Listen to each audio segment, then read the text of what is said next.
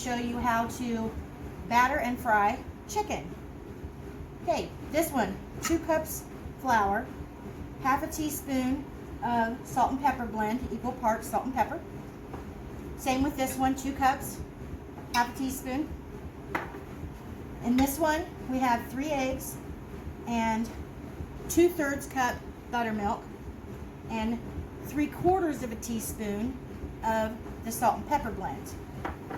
Okay, so first we do the dry, into the wet, then into the dry.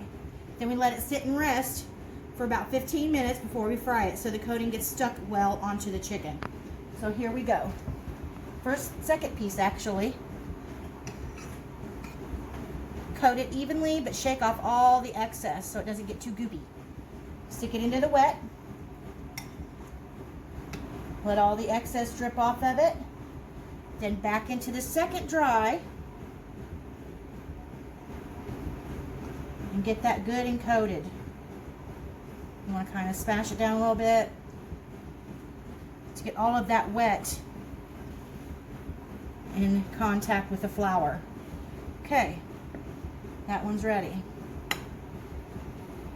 And over here to rest for about 15 minutes before we fry it.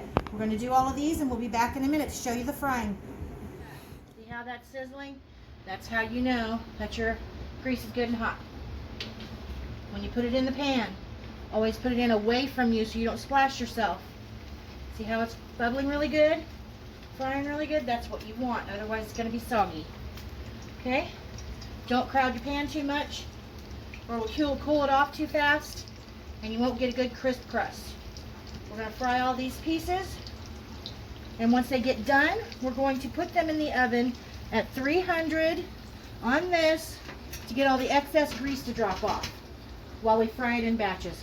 We'll be back in a few minutes. Okay, we're back. After about 6 minutes, the chicken gets nice and golden. That's when you turn it. Now once you put it in the pan, please don't mess with it. You're going to knock all this beautiful coating off of it.